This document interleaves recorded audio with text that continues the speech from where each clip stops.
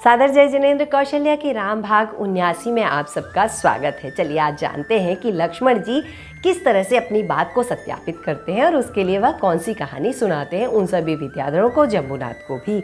तो वह कहानी कहते हैं कि कुसुमपुर नामक नगर में एक प्रभु नाम का गृहस्थ रहता था और उसकी स्त्री का नाम यमुना था। सो धनपाल, बंधुपाल, गृहपाल, क्षेत्रपाल और पशुपाल नाम के 5 पुत्र थे। सो सबसे छोटा आत्मश्रेय नामक कुमार था, कुछ करता नहीं था, इसीलिए भाई और माता पिता उसका तिरस्कार करते रहते थे। एक दिन वह घर से निकलकर नगर के बाहर चला गया। उस समय पूर्व कर्मोदय से व्यतीत एक पथिक उसके पास आकर बोला कि हे मनुष्य सुन, मैं पृथु स्थान नगर के राजा का पुत्र सुभानु हूँ। देव योग से कुंभरपुर नामक नगर में पहुँचा हूँ और वहाँ एक उत्ता आचार्य के समागम को प्राप्त हुआ हूँ। मार्ग में मैं दुख से दुखी था, इसलिए आचार्य ने मुझे यह लोहे का कड़ा दिया है। यह कड़ा समस्त रोगों को शांत करने वाला, बुद्धि को पढ़ाने वाला, निमित्त ज्ञानी ने मुझे भ्रमण के लिए जो समय बताया था अब उसकी अवधि आ गई है, इसलिए मैं अपना राज्य करने के लिए अपने नगर जाता हूँ। राजकार्य में अत्यंत व्यस्त होने के कारण प्रमादवश कड़ा निश्चित ही नाश का कारण बन सकता है, तो तू उपसर्ग रहित जीवन जी ले और यह कड़ा तू अपने पास में रख ले। इस बात को कहकर उसे यह कड़ा दे देते हैं। लोहे का कड़ा लेकर आत्मश्रेय अपने घर वापस चले आते हैं। सुभानु भी अपने नगर चला गया। इतने में राजा की पत्नी को सांप ने डस लिया, जिससे वह निश्चेतना हो गई। उसे जलाने के लिए शमशान ले जाए गए।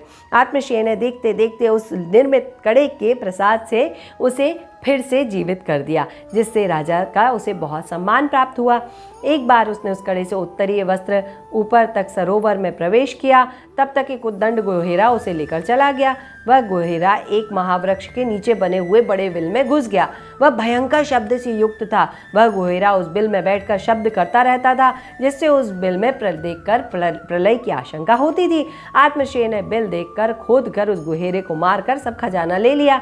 सो राम तो आत्मश्रेय के समान है, सीता उस कड़े के समान है, लाभ की इच्छा प्रसाद के समान है, शत्रु का शब्द गुहेरे के समान है, रावण गुहेरे के समान है। इसीलिए हे विद्याधरों, तुम सब इस समय लक्ष्मण के उपाख्यान सुनकर आश्चर्य के साथ मंद हास्य कर रहे हो। जम्बूनाथ आदि सभी विद्याधर परस्पर विचार कर कर कहने लगे कि हे राजन, एक बार रावण ने हर्षपूर्वक अनंत वीर्य नामक मुनि से अपनी मृत्यु का कारण पूछा। मुनि ने कहा, जो देवों से पूजित अनुपम पुण्यशाली कोटि शिला को उठाने वाला होगा वही तेरी मृत्यु का कारण होगा। उनकी मृत्यु का कारण, रावण की मृत्यु का कारण कौन होगा? जो देवों से पूजित होगा, जो अनुपम होगा, पुण्यशाली होगा, कोटि शिला को उठाने वाला होगा, वही रावण की मृत्यु का कारण होगा। रावण ने विचार किया, ऐसा कौन सा पुरुष होगा जो उसे उठाने में समर्थ होगा, अतः मेरे मरण का कोई भी कारण नहीं है। अब इसके बाद क्या होगा? मतलब अगर उसकी मृत्यु का कारण बनना है तो एक कोटि शिला को उठाना होगा। तो आगे जानते हैं क्या होता है। इस भाग में बस इतना ही। आप सभी के लिए शुभकामनाएं। आप सब बहुत अच्छा स्वाध्याय करें और आपके साथ हम सबको भी मौका मिल रहा है स्वाध्याय करने का, तो कोटि कोटि धन्यवाद। प्रणाम। जय जिनेंद्र। नमस्कार।